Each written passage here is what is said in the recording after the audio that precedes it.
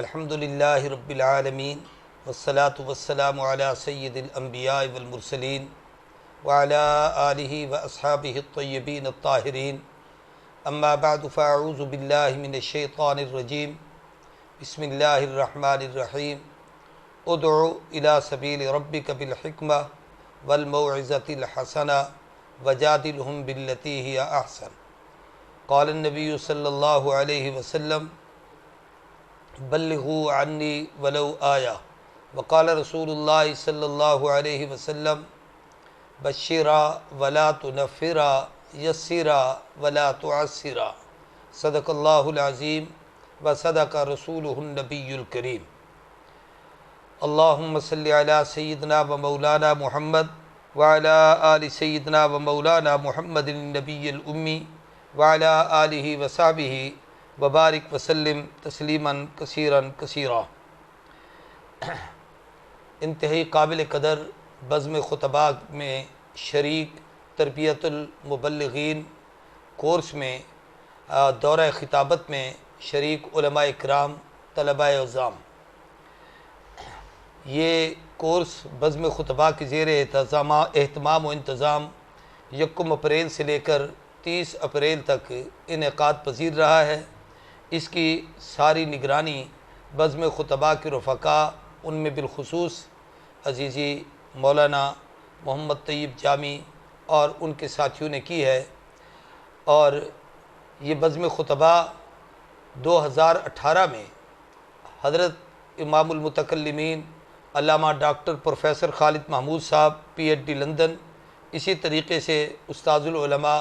علامہ زاہد الراشدی دامت برکاتہم العالیہ کی سرپرستی میں اس کا آغاز ہوا، اور پھر پاکستان کے معروف خطیب حضرت مولانا عبدالحمید وٹو رحمۃ اللہ تعالی علیہ، جو ہماری جماعت کے جنرل سیکرٹری بھی تھے مرحوم، اللہ ان کے درجات بلند فرمائے،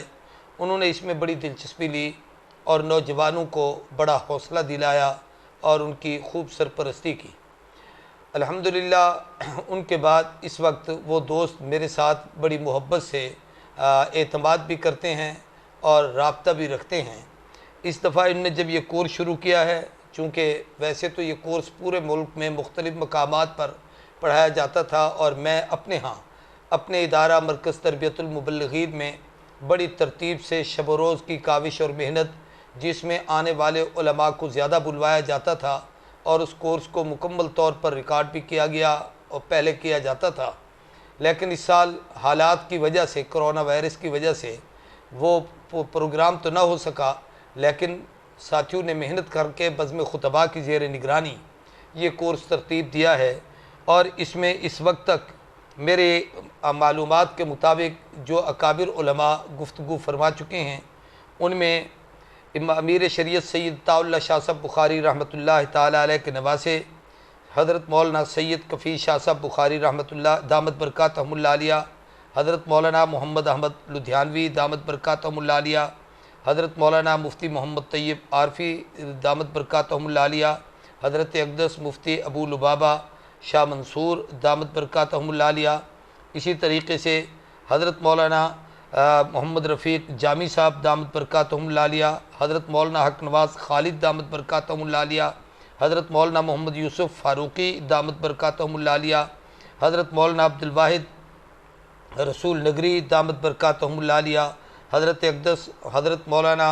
شبیر احمد عثمانی دامت برکاتہم العالیہ، اور اسی طریقے سے حضرت اقدس حضرت مولانا شاہ نواز صاحب فاروقی دامت برکاتہم العالیہ، حضرت مولانا زاہد محمود قاسمی دامت برکاتہم العالیہ، حضرت مولانا سید محمد اسماعیل شاہ صاحب کاظمی دامت برکاتہم العالیہ،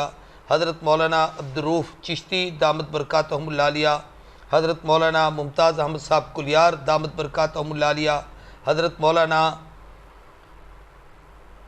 عبد الخالق رحمانی دامت برکاتہم العالیہ، حضرت مولانا محمد عمیر شاہین دامت برکاتہم العالیہ، اور ان کے علاوہ اور کئی خطباء اکرام کے لیکچر اور ان کے خطابات اور اسلوب خطابت سکھانے کے طرز و طریق یہ حضرات بیان کر چکے ہیں۔ میرے سامعین محترم، یہ جتنے لوگ جن کا میں نے ابھی ذکر کیا ہے یہ سب لوگ میدان خطابت کے شاہ سوار ہیں اور اپنے اپنے فن میں یہ لوگ ماہر ہیں، بلکہ میں سمجھتا ہوں کہ میں ان سب لوگوں میں اعصابی طور پر بھی کمزور ہوں اور شاید بولنے کی قوت بھی مجھ میں اتنی نہ ہو، لیکن میں اپنے تجربات کی بنیاد پر اللہ تبارک و تعالیٰ اس وقت جو باتیں میرے ذہن میں ڈالیں گے میں وہ آپ سے گوش گزار کرنا چاہتا ہوں، ورنہ جو میں تربیتی کورس میں پڑھاتا ہوں وہ تقریباً 200 صفحات پر مشتمل میری تجرباتی 42-43 سالہ زندگی کا نچوڑ اس کے اندر موجود ہے۔ اس میں میں نے بڑی چیزیں جمع کی ہوئی ہیں، خطابت کے حوالے سے، درس قرآن کے حوالے سے، درس حدیث کے حوالے سے، درس فقہ کے حوالے سے، تقریر کی تیاری کے حوالے سے، پھر تاریخ خطابت، انبیاء علیہ الصلاۃ والسلام اور نبی کریم صلی اللہ علیہ وسلم کے زمانے سے لے کر عہد حاضر کے خطبہ تک، اور بھی اس حوالے کی بہت ساری چیزیں ہیں۔ میں ان میں سے چند ایک گزارشات اپنے دوستوں سے اس مختصر سی نشست میں عرض کرنا چاہتا ہوں۔ سب سے پہلی چیز یہ ہے کہ کسی علم کو پڑھنے یا سیکھنے سے پہلے اس کی مبادیات اور اس کی ابتدائی چیزیں ہوتی ہیں جن کو سیکھنا ضروری ہے۔ اس علم کو جسے ہم دعوت و تبلیغ کا علم یا فن خطابت کا علم کہتے ہیں، خطابت گفتگو کرنا، دعوت کسی کو خیر کی طرف بلانا، تبلیغ اپنی بات کسی تک پہنچانا،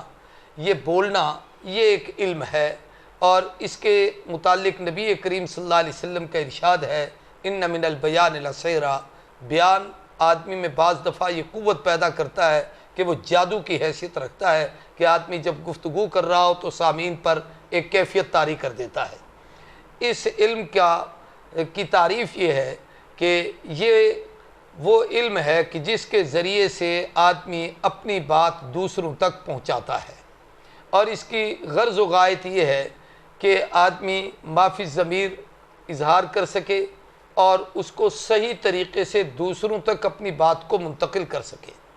اس کی افادیت سب سے بڑی یہ ہے کہ جب بات صحیح سمجھ آتی ہے تو عمل کی توفیق بھی ہوتی ہے، اور اس کے لیے غلط فہمیاں بھی دور ہوتی ہیں، اور لوگوں کی تربیت کے اسباب اور آثار بھی پیدا ہوتے ہیں۔ دعوت و تبلیغ سے ملتے جلتے بہت سارے کلمات ہیں جو ہمارے ہاں مروج بھی ہیں، بلکہ احادیث طیبہ میں بھی آئے ہیں۔ مثلا واعظ کا لفظ ہے، خود قرآن پاک نے کئی جگہ استعمال فرمایا کہ اللہ تبارک و تعالیٰ تمہیں یعظکم، اللہ تمہیں واعظ کرتے ہیں۔ واعظ کے معنی ہوتے ہیں کسی کو نصیحت کرنا۔ اسی طریقے سے ایک لفظ بیان ہے، بیان تبیین سے، جس کا معنی کسی چیز کو کھول کر بیان کرنا، کہ ایک ایک چیز کو کھول کھول کر بیان کیا جائے تو اس کو بیان کہتے ہیں۔ اور جب کوئی نصیحت کا پہلو جس گفتگو میں غالب ہو تو اسے واعظ کہتے ہیں۔ اسی طریقے سے جو بات بار بار دہرا کر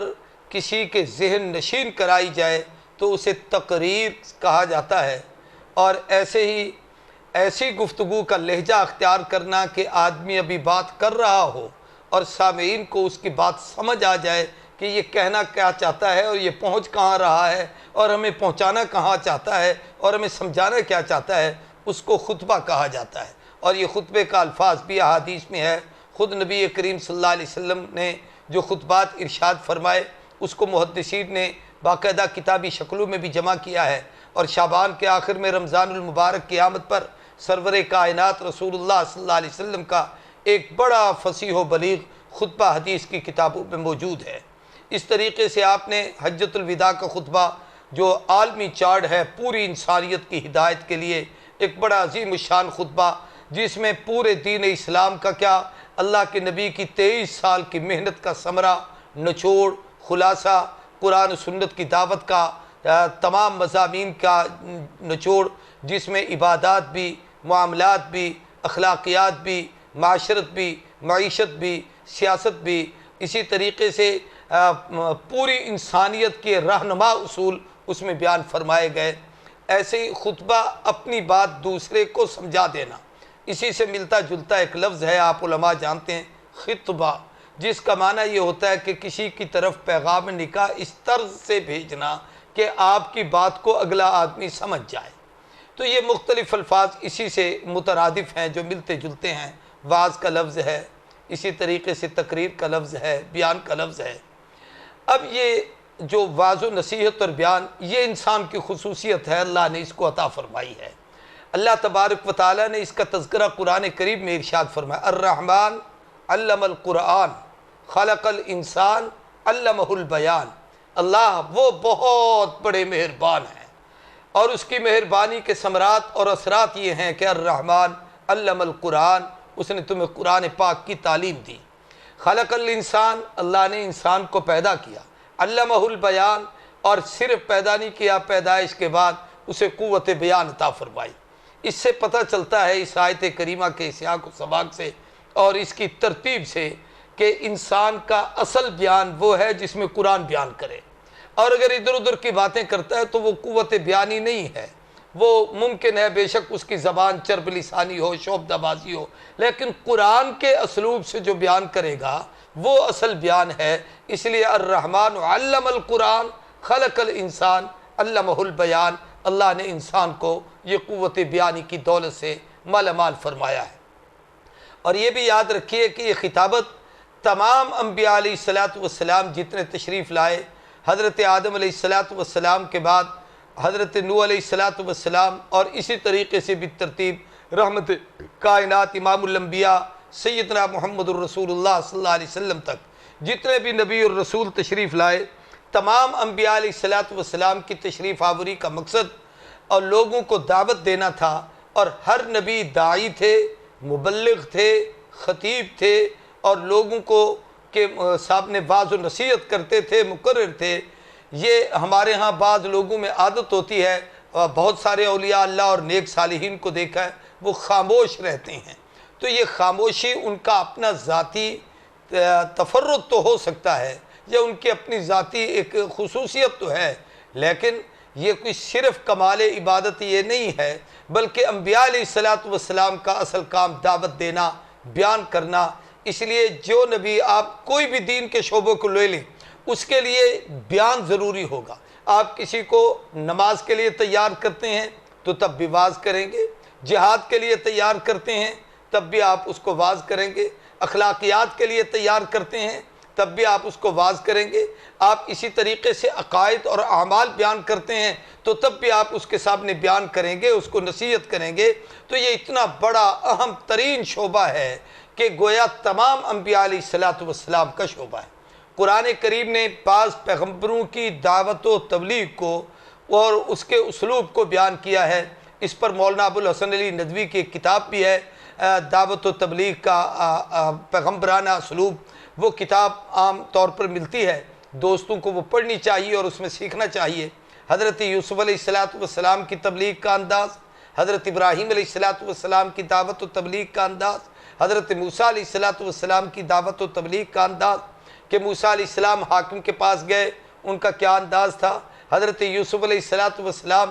حکمران بن کر لوگوں کو کیسے دعوت و تبلیغ کرتے تھے، ابراہیم علیہ السلام کی قوم اور مخالفین کس طرز کے تھے، لیکن آپ نے ان کو خدا کے دین کا پیغام کیسے پہنچایا، اور ان تمام چیزوں کی جامعیت جس عظیم المرتبت ہستی میں ہے، وہ آمنہ کے لال، صاحب جمال و کمال، محبوب ذوالجلال، سید الاولین والآخرین، خاتم النبیین، شفیع المذنبین، سیدنا و مولانا و مأوانا و ملجانا محمد الرسول اللہ صلی اللہ علیہ وآلہ وسلم کی ذات اقدس ہے کہ آپ نے تمام پیغمبروں کے اسلوب خطابت کو اللہ تبارک و تعالیٰ نے گویا یوں سمجھیے کہ آپ میں وہ تمام کمالات سمو دیے تھے، رکھ دیے تھے، اور اسی کو حضرت نانوتوی مرحوم نے وہ فرمایا تھا کہ جہاں کے سارے کمالات ایک تجھی میں ہیں، تیرے کمال نہیں کسی میں مگر دو چار۔ اسی خطابت کے حوالے سے جس پیغمبر کا جو انداز اسلوب ہے،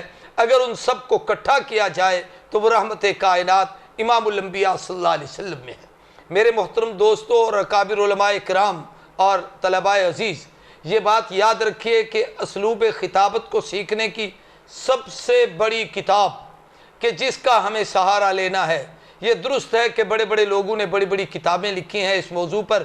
اور اب بھی لکھی جا رہی ہیں، ہر دور میں آنے والے لوگ لکھیں گے، لیکن ایسی کتاب جو ہر دور میں، ہر حال میں، ہر قسم کے انسانوں کے لیے یکساں مفید ہے، وہ اللہ کے وعظ کی کتاب قرآن پاک ہے۔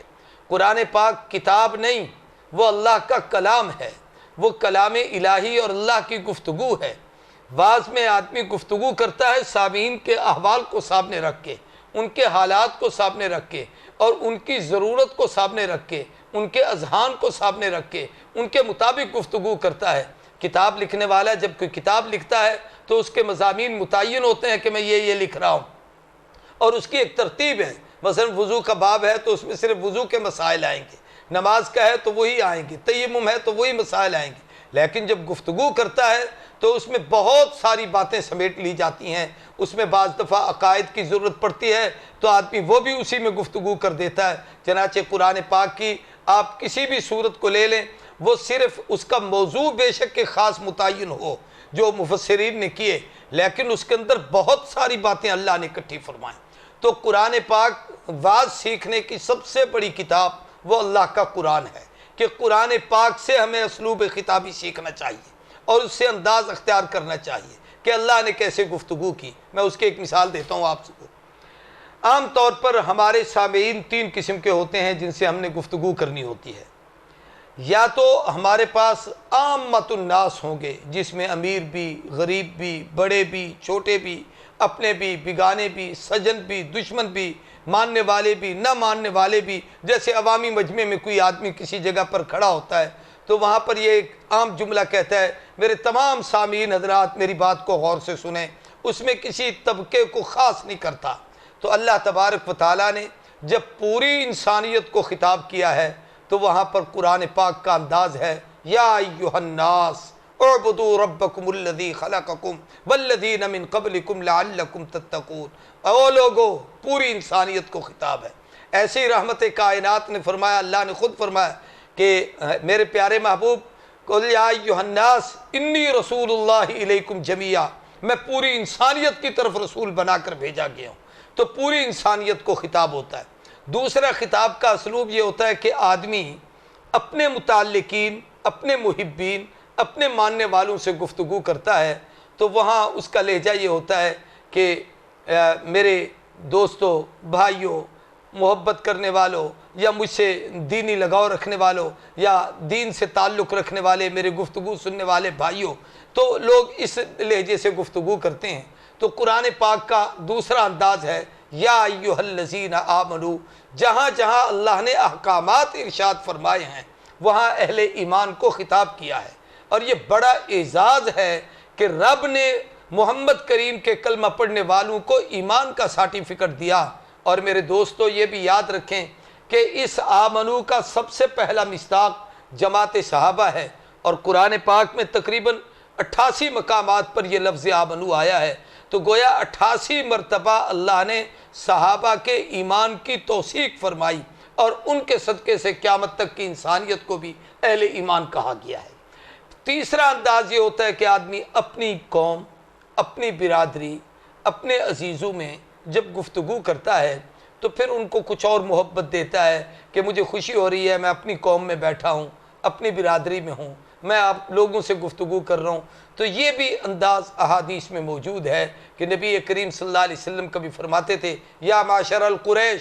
اے قریشیو میری بات کو سنو کہ تم میری برادری کے لوگ ہو۔ ایسے انبیاء علیہ السلام نے، ہر نبی نے اپنی قوم کو سے گفتگو کی تو یا قوم اعبدوا اللہ، اے میری قوم اللہ کی عبادت کرو۔ تو جب اپنی آپ کو ان کے ساتھ ملا کر گفتگو کی جائے کہ میری قوم، میرے بھائیوں، میرے دوستوں، تو آدمی میں ایک محبت پیدا ہوتی ہے، اور یہ الفاظ آدمی کو متوجہ کرتے ہیں گفتگو سننے کے لیے۔ تو میں عرض کرنا چاہتا ہوں کہ سب سے بڑا اسلوب قرآن پاک ہے۔ قرآن پاک کے اندر یوں تو بڑی عظیم کتاب ہے، حدیث کی ایک کتاب بڑی معروف ہے جو اکثر علماء نے اپنے مطالعے میں دیکھی بھی ہے، پڑھی بھی ہے، سبقاً بھی آج کل مدارس میں پڑھائی جاتی ہے، ریاض الصالحین۔ اگر اس کے ابواب دیکھ لیں تو اس کتاب نے ایک بڑی محنت کی ہے، اس کے مصنف علامہ نووی نے، کہ قرآنی آیات اور اس مناسبت سے احادیث کو جمع کیا ہے۔ تو قرآن کی آیت بھی وہاں دیکھ لیں، اوپر باپ میں مضمون آ جاتا ہے، نیچے قرآنی آیتیں آ جاتی ہیں، اس مناسبت کی احادیث، اور احادیث میں پھر صحابہ کی زندگی اور رسول اللہ صلی اللہ علیہ وسلم کی زندگی کے واقعات۔ تو گویا ایک مضمون بن جاتا ہے گفتگو کرنے کے لیے۔ ہمارے ہاں بڑا عجیب ہوتا ہے کہ جی فلاں موضوع پہ تقریر کرنی ہے، کوئی مواد بتائیں بھی، مواد آپ کے گھروں میں موجود ہے، آپ کے پاس کتابوں میں موجود ہے، تھوڑی سی ہمیں محنت کرنی ہے کہ اس کو دیکھنا ہے اور اپنا ذہن اس طرف مائل کرنا ہے، اپنے آپ کو حاضر باش رکھنا ہے۔ تو یہ ایک بڑی عظیم کتاب ہے، اس کتاب کو اپنے مطالعے میں رکھیں اور اس سے مضامین کا انتخاب کریں۔ اور بڑی خوبی اس میں یہ ہے کہ اعمال پر آمادہ کرنے کے لیے وہ فضائل کی کتاب ہے، مسائل کے لیے علیحدہ پھر تحقیقات کی جاتی ہیں، اور مسائل والے علماء کرام اس میدان کے اپنے ہیں، اور اس میں فقہا ہیں، مجتہدین ہیں، مفتیان کرام ہیں، ان حضرات کے ساتھ طرف التفات کیا جاتا ہے۔ پھر اسی کے ساتھ ساتھ ایک بات آپ سے عرض کرتا ہوں کہ قرآن پاک نے خطابت کے اسلوب میں 3 چیزوں کی اہمیت بتائی۔ ادعو الی سبیل ربک بالحکمہ والموعظۃ الحسنہ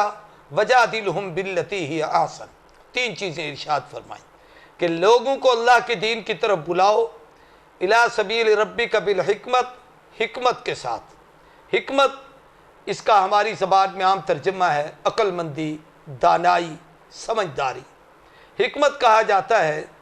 موقع شناسی، مزاج شناسی، ماحول شناسی، مردم شناسی، کہ موقع ہے یہ بات کرنے کا کہ نہیں ہے تو کروں۔ مثال کے طور پر ایک آدمی اپنے کام میں لگا ہوا اور میں اوپر کھڑے ہو کر اس کو تقریر کر رہا ہوں۔ اس لیے آپ نے دیکھا ہوگا یہ تبلیغ والے جب گشت کے لیے جاتے ہیں تو اس کو کہتے ہیں ذرا جی تھوڑا سے دیر کھڑے ہو کر، ایک بڑے کی بات ہے، آرام سے سنیں، اس کام کو تھوڑی دیر چھوڑ دیں۔ یہ اس کا لیے پہلے موقع بناؤ کہ یہ بات کرنے کی ہے صحیح کہ یہاں کروں یا نہ کروں۔ بعض دفعہ وہ موقع نہیں ہوتا اور آپ بات کر دیں تو اگلا آدمی جذباتی بن جاتا ہے اور وہ آپ کی بات سننے کی بجائے توہین پر اتر آتا ہے۔ مزاج شناسی کہ اس آدمی کا مزاج کیا ہے، یہ گرم لہجہ ہے، اس کا ٹھنڈا لہجہ ہے۔ آج کل ہمارے ڈاکٹر بھی اس وقت تک کسی آدمی کا علاج نہیں کرتے جب تک اس کے خون کے گروپ کا پتہ نہ ہو، ٹیسٹ نہ کرائیں۔ ہمارے اطباء علاج نہیں کرتے جب تک اس کے جو ہے وہ مادے کا پتہ نہ ہو کہ یہ صفروی مزاج ہے، یہ بلغمی مزاج ہے۔ تو خطیب کو بھی تو کم از کم موقع اور مزاج شناسی یہ رکھنی چاہیے، ایسے ماحول کو دیکھنا چاہیے کہ اس وقت کیا ماحول ہے جس میں بات کرنی ہے، یہ موقع کیسا ہے بات کرنے کا۔ مثال کے طور پر فوتگی ہو گئی ہے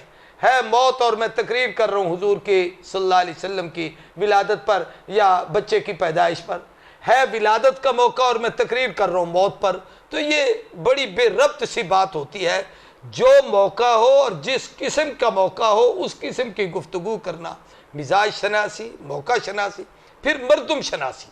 کہ جن سے میں گفتگو کر رہا ہوں ان کا مقام کیا ہے، ان کی حیثیت کیا ہے، یہ عام طبقے کی بات سمجھیں گے، یہ علمی گفتگو سمجھیں گے، یہ مثال سے بات کو سمجھ لیں گے، یہ کس طرز سے میری بات کو سمجھیں گے، تو یہ حکمت ہے۔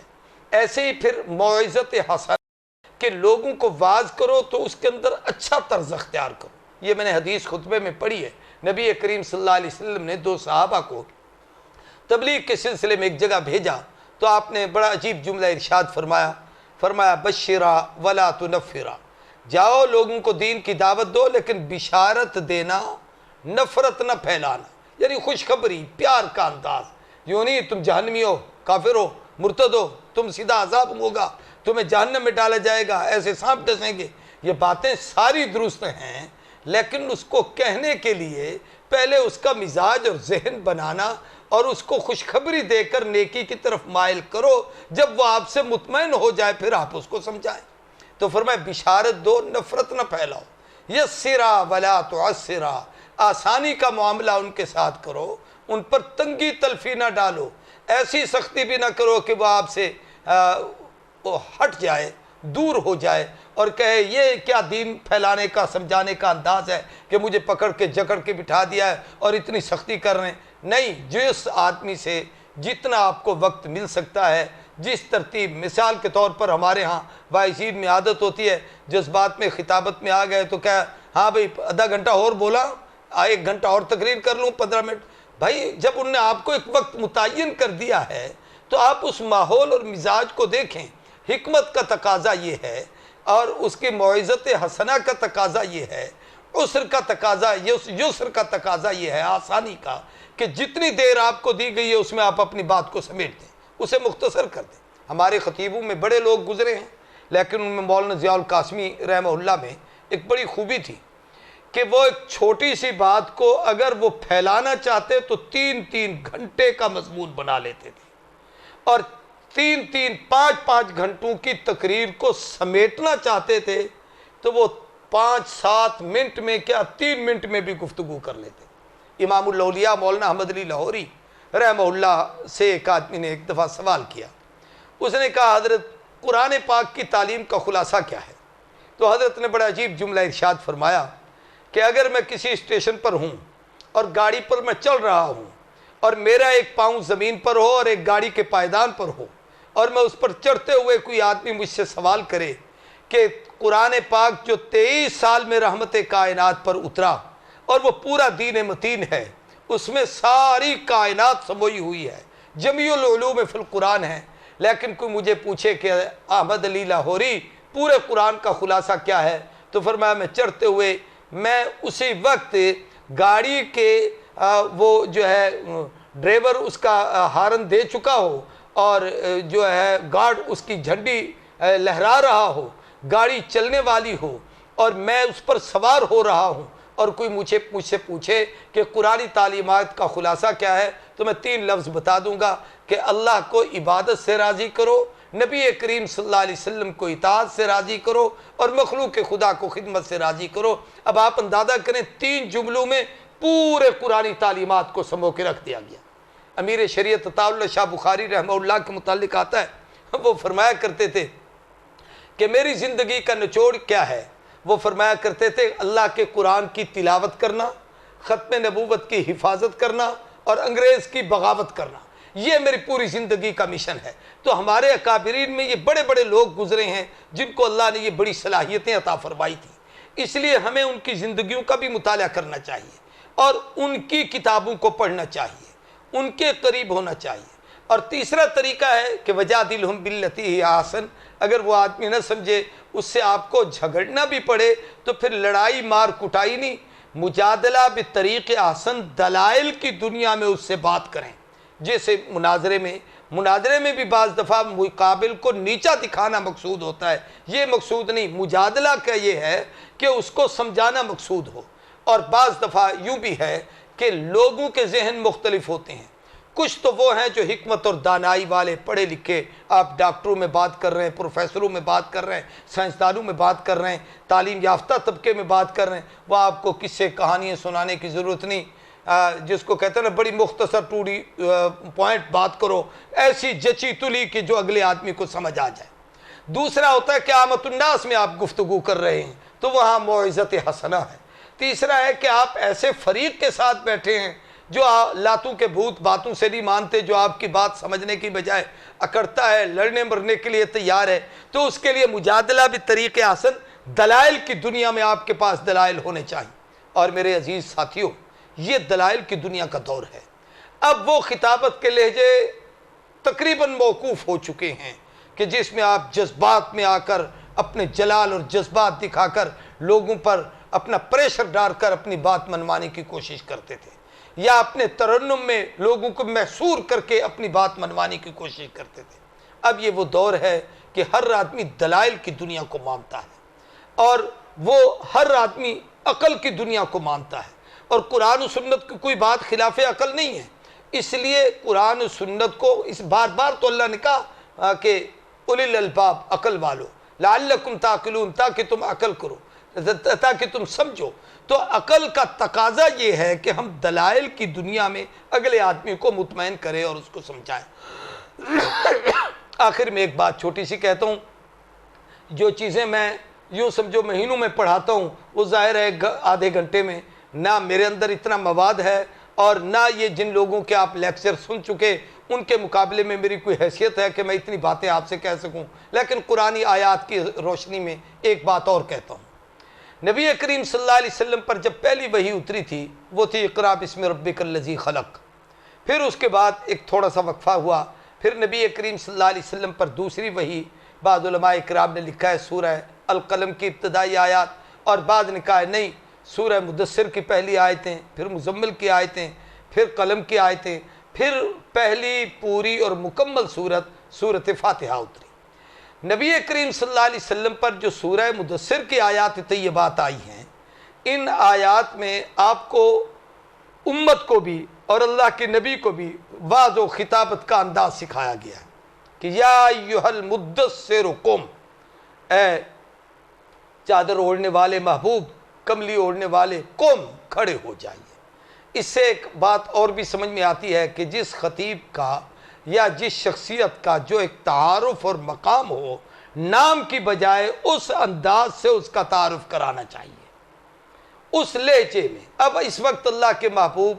کی حسن کا کمال یہ تھا کہ آپ وہ چادر اوڑھے ہوئے تھے، تو قرآن نے یا محمد کہنے کی بجائے یا ایھا المدثر آپ کی اس عظمت کو ظاہر کیا۔ تو آپ کے استاد ہیں، آپ کے شیخ ہیں، آپ کے کوئی خطیب اور عالم ہے، تو آپ اس کی عظمت کے ساتھ اس کا تذکرہ کریں، خالی نام عظمت کے خلاف ہے۔ دوسرا فرمایا قم، واز کے لیے کھڑا ہونا چاہیے۔ اس لیے وہ مقررین اور مبلغین جو کھڑے ہو کر واز کرتے ہیں، تو نبی کریم صلی اللہ علیہ وسلم کے جو خطابات ہیں ان میں آقا نامدار کھڑے ہو کر بھی خطبہ ارشاد فرماتے تھے۔ اس لیے ہمارے بڑے بزرگ کافی لوگ کھڑے ہو کر خطاب کرتے تھے۔ یہ ہمارے تبلیغ والے بیچارے اکثر لوگ کھڑے ہو کر بیان کرتے ہیں، تو کھڑے ہو کر خطاب کرنے سے فائدہ یہ ہوتا ہے کہ گویا آپ طالب ہیں، وہ آپ کے مطلوب ہیں، اور جب کوئی آدمی طالب بنتا ہے تو اس کو فائدہ ہوتا ہے۔ تو خطیب کو طالب بن کر جانا چاہیے کہ میں دین کی طلب لے کر جا رہا ہوں، ان کو نفع پہنچانے کے لیے اور ان تک دین کی بات سمجھانے کے لیے، گویا میں چاہتا ہوں کہ ان تک میری بات پہنچے۔ یہ بات نہیں کہ وہ میری بات سنیں اور میں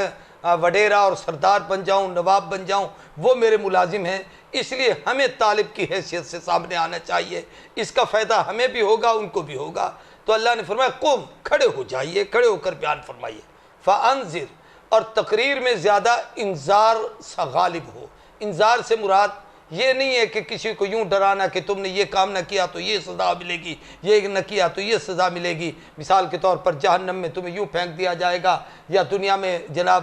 چوری کرنے پر ہاتھ کٹ جائے گا، شراب پینے پر درے لگیں گے۔ یہ سب احکامات سب اپنی جگہ، لیکن جب دعوت و تبلیغ کے میدان میں ہو تو لوگوں کو انذار کی کیفیت یہ ہوتی ہے کہ انذار سے مراد یہ ہے کہ اللہ کی عظمت کا خوف ان کے دلوں میں دلاؤ، ایک۔ دوسرا یہ ہوتا ہے کہ سب سے بڑی عجیب بات کہ انذار اس کو کہا جاتا ہے کہ کسی کو مستقبل کے اندیشے سے قبل از وقت آگاہ کرنا، یہ انذار ہے۔ مثال کے طور پر ایک آدمی جا رہا تھا، آپ نے اسے کہا بھی آگے نہ جانا، سامنے جو جگہ ہے وہاں پر ایک سانپ پڑا ہوا ہے۔ اب یہ آپ نے اس کو قبل از وقت ایک تکلیف سے آگاہ کیا ہے، یہ ڈرایا ہے۔ یہ بات نہیں ہے کہ تو چلا جا کے تو یہ سانپ ڈس لے گا، یعنی اس کو ڈسنے سے پہلے آپ نے اس کو بچا لیا، یہ انذار ہے۔ تو اس سے ہمیں ایک اور سمجھ میں آتا ہے کہ اپنی تقریروں میں لطافت، مذاق،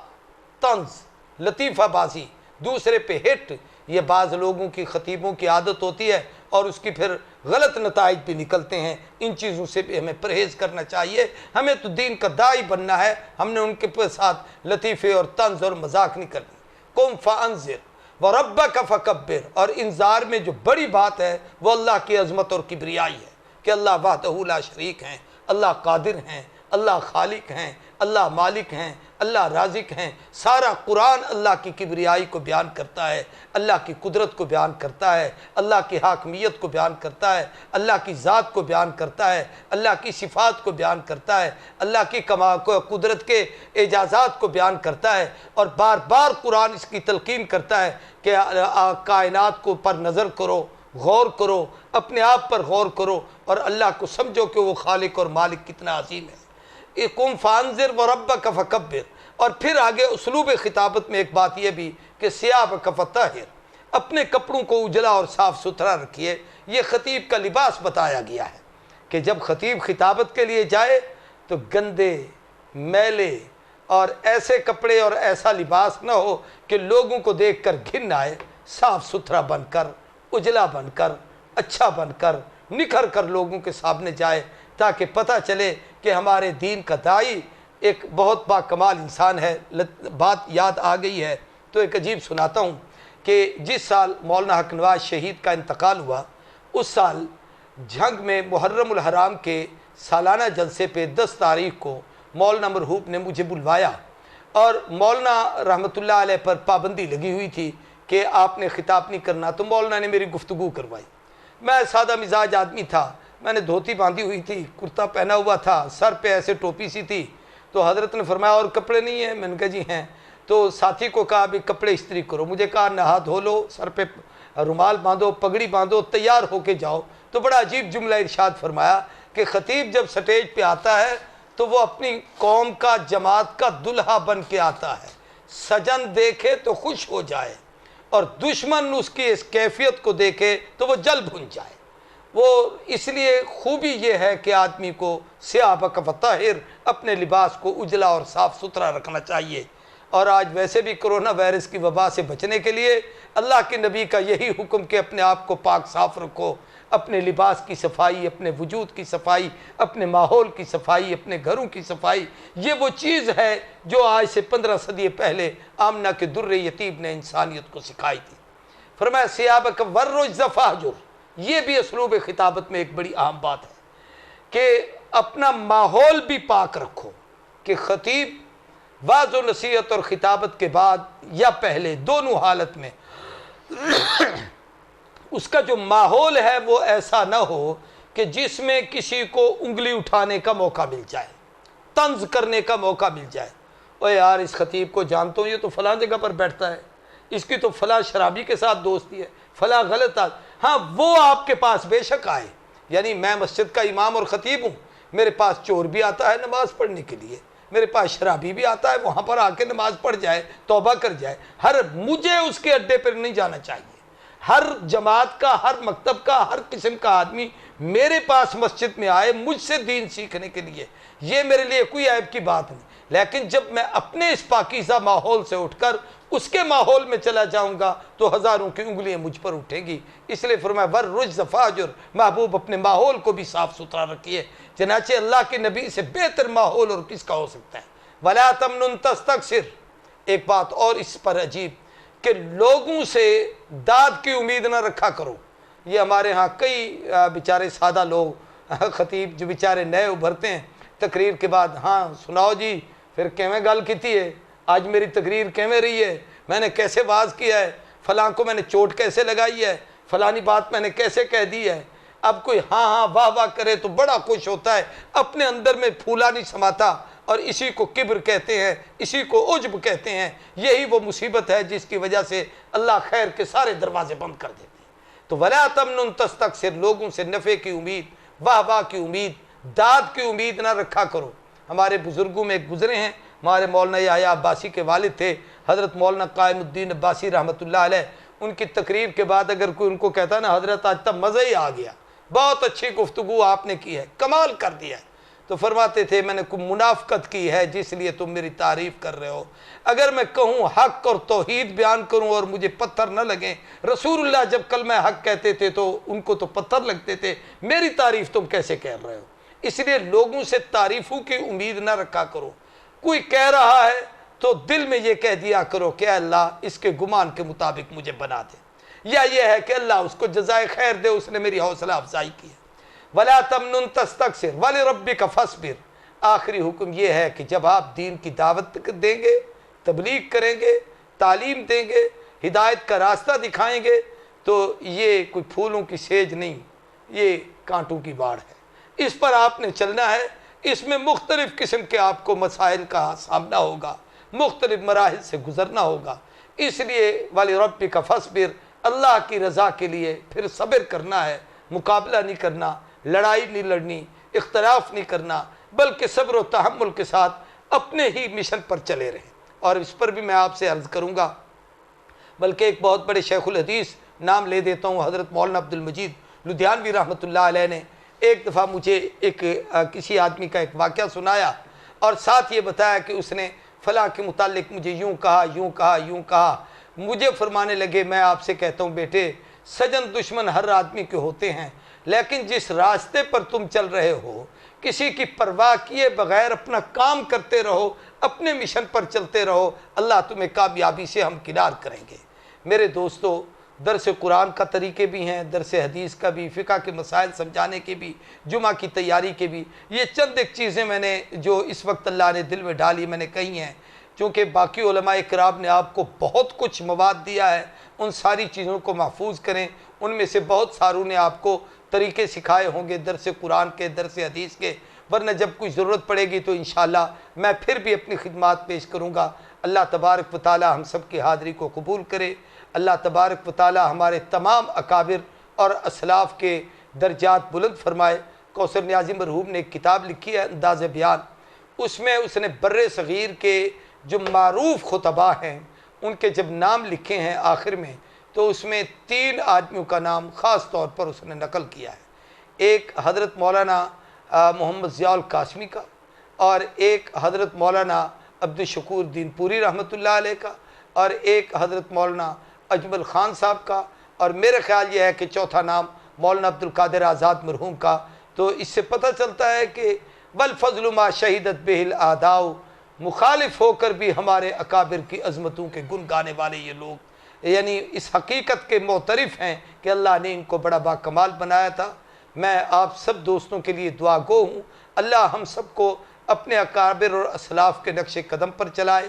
جہاں بھی جایا کریں وہاں عاجزی اور انکساری کا پہلو غالب رکھا کریں۔ اپنے سے بڑے شیخ کے ساتھ آپ کا تعلق عقیدت اور محبت کا ہو، چھوٹوں کے ساتھ شفقت اور برتاؤ کا ہو، اور ساتھ ہی یہ بات بھی عرض کروں گا آپ حضرات سے کہ یہ خیال کیا کریں جہاں کوئی بڑے بزرگ ہوں تو کوشش کرنی چاہیے کہ ان سے پہلے گفتگو کر لیں تاکہ آپ کی گفتگو کی وہ تائید کر دیں، اور جہاں پر آپ کو یہ دیکھیں کہ میں کسی مخالفین کے طبقے میں ہوں تو پھر وہاں اگر اللہ موقع دے تو آخری گفتگو کریں، تاکہ اگر کوئی خدا نخواستہ وہ آپ پر حملہ بھی کر جائے اپنی گفتگو میں تو کم از کم دلائل کی دنیا میں آپ اس کا جواب دے سکیں۔ اللہ ہم سب کی حاضری کو قبول فرمائے، اللہ بزم خطباء کے تمام ساتھیوں کو بہتر جزا عطا کریں۔ آخر میں درخواست کروں گا کہ رمضان المبارک کا مہینہ آ رہا ہے، اور شاید پورے پاکستان دنیا میں واحد اسلامی ملک پاکستان ہے جس میں مساجد کو تمام تحفظات کے ساتھ اور تمام حفاظتی تدابیر کے ساتھ کھولنے کی اجازت ملی ہے۔ تو آپ علماء کرام اپنے اپنے جماعتی ساتھیوں کو اس کا پابند کریں کہ کوئی آدمی خلاف ورزی نہ کرے۔ اگر ہماری کسی نالائقی نااہلی کی وجہ سے کوئی مسجد بند ہو گئی تو اس کا گناہ پھر ہم پر پڑے گا۔ اللہ تبارک و تعالی مساجد مدارس کو آباد رکھے۔ اور صدر پاکستان نے اپنی تقریر میں ایک بات کہی تھی کہ رمضان المبارک کا مہینہ یہ آپ لوگوں کو اہل خیر اور متمول اور دنیا دار اور صاحب ثروت لوگوں کے صدقات عطیات اور خیرات کا مہینہ ہے۔ تو انہوں نے ایک اچھی بات کہی تھی کہ لوگوں کو اس مہینے میں صدقہ خیرات عطیات دینا چاہیے، اور انہوں نے اپنی تقریر میں یہ جملہ بھی کہا تھا کہ یہ دینی مدارس آپ لوگوں کے ان عطیات سے چلتے ہیں، اور جو لوگ ان کی خدمت کرتے تھے وہ اس میں کمی نہ کریں۔ اور میں بھی یہی کہوں گا کہ آپ اپنے بزرگوں، اپنے علماء اور دین کے کام کرنے والوں کی طرف آپ کا دھیان زیادہ ہونا چاہیے، ان لوگوں کی ترغیب بھی دیں۔ اللہ تبارک و تعالی ہمارے جتنے اسلاف چلے گئے ان سب کے درجات بلند فرمائے، اور جو زندہ ہیں ان کی عمروں میں صحتوں میں برکتیں عطا فرمائے، اور ہماری نئی نسل کو اپنے اکابر و اسلاف کا سچا وارث اور جانشین بنائے۔ وآخر دعوانا الحمدللہ رب العالمین۔ السلام علیکم ورحمۃ اللہ وبرکاتہ۔